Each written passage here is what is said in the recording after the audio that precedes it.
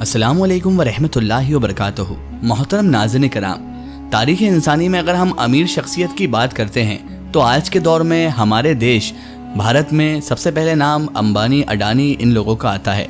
दुनिया की तारीख़ की बात करें तो एलन मस्क, बिल गेट्स और ऐसे बहुत सारे चेहरे सामने आते हैं जिनको हम दुनिया का सबसे अमीर आदमी समझते हैं। लेकिन नाज़रीन मोहतरम, क्या आप जानते हैं कि हमारी इस्लामी तारीख़ में एक ऐसा अमीर मुसलमान भी गुजरा है कि जिसके चर्चे आज तक दुनिया में हो रहे हैं, और ऐसे जो आज की दुनिया के अमीर हैं उसके सामने कुछ भी नहीं। जी हाँ नाज़रीन मोहतरम, आज हम आपको एक ऐसे ही अमीर शख्सियत के हज पे जाने का वाक़या बताएंगे कि जब वो अपने साथ हज पर लाखों लश्कर लेकर गया तो उसके साथ क्या क्या था, कितना सोना लेकर वो हज पर गया और उसने रास्ते में ऐसे ऐसे तारीखी काम किए कि जो आज तक कोई भी इंसान नहीं कर पाया। तो मेरी आपसे मुतबाना गुजारिश है कि इस वीडियो को आखिर तक ज़रूर देखें, और अगर अभी तक आपने हमारे चैनल को सब्सक्राइब नहीं किया है तो उसे भी सब्सक्राइब कर दीजिए और पास में दिए गए बेल आइकन पर भी क्लिक कर दीजिए ताकि हमारे वीडियो की नोटिफिकेशन आप सब तक पहुंचती रहे।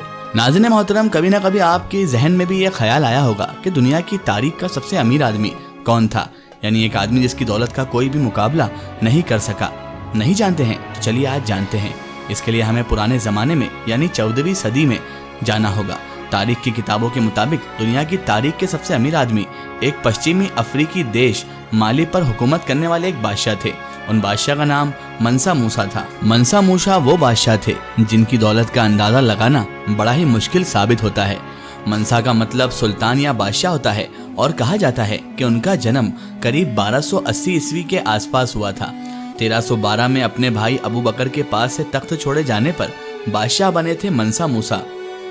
मंसा मूसा के भाई समुद्री सफर पर निकले थे और इतिहासकारों के मुताबिक अपने साथ 2000 समुद्री जहाज लेकर गए थे, लेकिन उस सफर से उनकी वापसी नहीं हुई। इसी तरह मंसा मूसा पश्चिमी अफ्रीकी सल्तनत के नवी सुल्तान बने, यानी कि 9वें सुल्तान मंसा मूसा थे। और जब वो तख्त नशीन हुए तो उस वक्त भी वो बहुत ज्यादा अमीर थे। जिस समय मंसा मूसा माली के बादशाह थे उस वक्त वहाँ सोने का बहुत बड़ा जखीरा था। कहते हैं कि उस समय वहाँ हर साल 1000 किलो सोना पैदा होता था। अमेरिकी वेबसाइट सेलिब्रिटी नेटवर्थ से अंदाजा लगाया था कि मंसा मूसा की कुल संपत्ति 600 अरब डॉलर से भी ज्यादा थी। हालांकि कुछ इतिहासकारों का दावा है कि उनकी मिलियंस में इससे भी कई गुना ज्यादा दौलत शोहरत थी। कहते हैं कि दुनिया के आधे सोने का तने तनहा मालिक मंसा मूसा थे। मंसा मूसा का असली नाम मूसा कीट फर्स्ट था। बादशाह बनने के बाद वो मंसा कहलाए, जिसका मतलब होता है बादशाह। दोस्तों, कहा जाता है कि आज के बर्तानिया, सेनेगागामिया, गानिया, बुर्किना फासो, माली, नाइजर और नाइजीरिया मूसा के हुक्मरान के इलाके में आते थे। ब्रिटिश म्यूजियम की एक रिपोर्ट के मुताबिक मंसा मूसा के कब्जे में दुनिया का आधे से ज्यादा सोना था, लेकिन इसके साथ साथ वो बहुत धार्मिक, ईमानदार और बहुत ज्यादा सखी भी थे। मूसा ने अपने 25 साल के दौरे हुकूमत में कई मस्जिदें बनवाई। इनमें कई आज तक हैं, जिनमें एक टिम्बकटू की जिंगा रेबेल मस्जिद थी। माली सल्तनत के बादशाह मंसा मूसा 1324 ईस्वी में हज बैतुल्लाह के लिए मक्का मुकर्रमा के सफर पर माली से निकले तो उनके साथ 60,000 लोगों का यानी 60,000 लोगों का काफिला था। इस काफिले की शान और शौकत का अंदाजा आप इस बात से लगा सकते हैं कि इस काफिले के आगे आगे 500 लोगों का दस्ता 500 सोने की छड़ी लेकर चलता था। अब आप अंदाज़ा लगा लीजिए कि जब लश्कर वालों के पास इतना सोना हो तो फिर मंसा मूसा का क्या आलम होगा। मूसा के इस काफिले को सहरा, रागिस्तान और मिस्र होते हुए मक्का पहुंचना था। काफिले में 1000 से ज़्यादा ऊँट 1000 किलो सोना लेकर साथ चल रहे थे। हर ऊँट पर 125 क्विंटल से ज़्यादा सोना लदा हुआ था। सफ़र के दौरान मूसा का काफिला मिस्र के काहिरा शहर में रुका। नाज़रीन मोहतरम, कहा जाता है कि मूसा इतने सखी यानी दयालु और इतने ज़्यादा दान करने वाले थे कि उन्होंने वहाँ सोना खैरात करना शुरू कर दिया।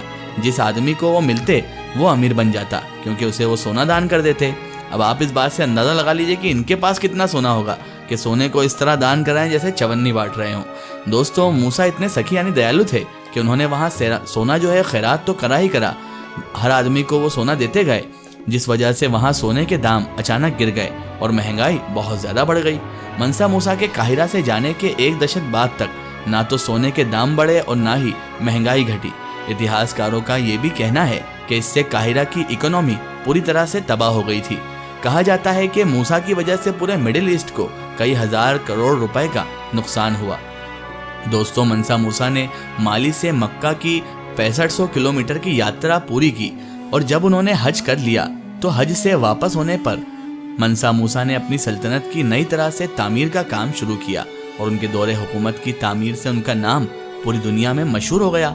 इस तामीरी मकसद के लिए उन्होंने अंदलुस यानी जो अब स्पेन है उससे ताल्लुक़ रखने वाले शायर और आर्किटेक्ट अबू इसाक इब्राहिम अल साहिली की खिदमत हासिल की और उनके फ़न तामीर से फ़ायदा उठाया और उन्हें 200 किलोग्राम सोने का इनाम भी दिया।